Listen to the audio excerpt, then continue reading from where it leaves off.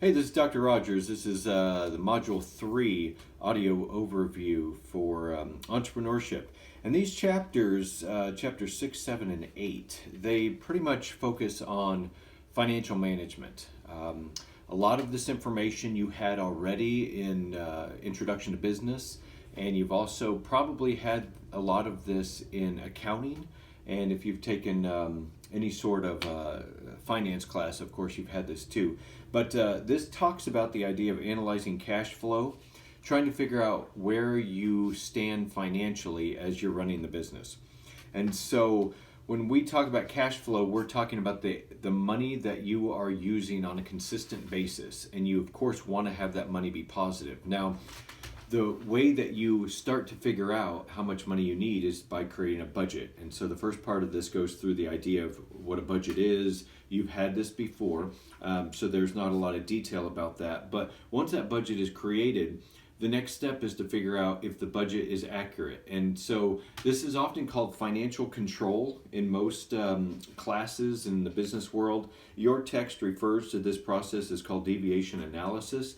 So deviation analysis is the idea that you've made a budget and then you wait for reality to happen in order to compare those two to see how far off you are. And of course you want to be fairly close, but if you are off by a ways, the next time you will tweak that in order to get better and better. The whole point of this is to make sure that you have enough money to operate. If you do not, then you will have to seek external funding.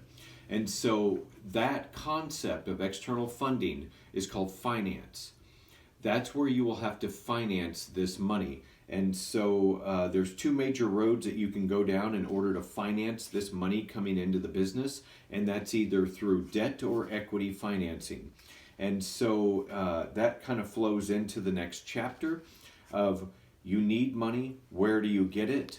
You can either go down the debt road and borrow the money, or you go down an equity road and you sell off ownership in your business. There are pros and cons of each one. And so that chapter will briefly explain some of those problems. So the idea of debt financing is where you would borrow money from a bank or some other lending institution, and you're going to have to pay interest on that money because nobody loans money for nothing. And so just keep that in mind. There is no free money. Nobody will loan you money without some sort of a string attached. And when you are borrowing from somebody, of course, you have to pay them back and they want something in return. And that is the usury expense, which is usually an interest expense. That can be pretty significant. But the reason that a lot of companies will use this, such as bonds and loans, is because they have full control of the company. Nobody owns them and nobody can tell them what to do. And so that's one major reason that people use debt financing. When you go off and use equity financing, usually what you are talking about is selling stock. Yes, with the idea of selling stock, you don't have to pay the money back, and that sounds great.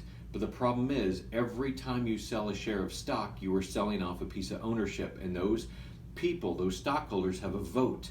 And they can eventually turn and basically vote you out or vote against you because their vote counts as strong as your vote does. And eventually those collective shareholders might have as much control as you do. They may have as many shares as you have. And so that becomes a major risk. And so your book will go into some other options in the debt category. You can use credit cards and stuff like that. Of course, it's probably not recommended, but there are some business credit cards that have some lower rates and some features. And there are some small businesses that will use those. And so then you've got the idea of like angel investors and venture capitalists, and that would be like the Shark Tank people. Those are venture capitalists. If you ever watch that show, which is very good, you can learn a lot from that show. And I wish that I had a better way of showing you clips of that. There are some on the internet, but often they're not the entire clip. So I'm working on a way to integrate some of that into this class. But those type of venture capitalists always are seeking to have a stake in the business. So they want control. They're looking for equity most of the time. They are looking for equity because if if they are investing money in your business and they don't like what you're doing, they want to have the ability to jump in and change it. And if they just loan you money, they do not have that ability. And so, once again, a lot can be learned from that Shark Tank show. So, I definitely encourage you to watch that. Excellent stuff. And I know a lot of it's scripted and a lot of it's Hollywood. I realize that, but a lot of the products are real, and the way that they discuss them is very real, and it's very fast, and so you can learn things pretty quickly. You get into the last part of this unit here, and this has to do primarily with accounting and financial ratios. Now, financial ratios, they can be complicated, but really the use of these is to figure out if you are hitting the mark compared to other businesses in this industry. And it's just a way for you to compare yourself, to say, you know what, we are not selling enough product, or we have way too much debt compared to other people. It will alert you to things that could potentially go wrong in the future.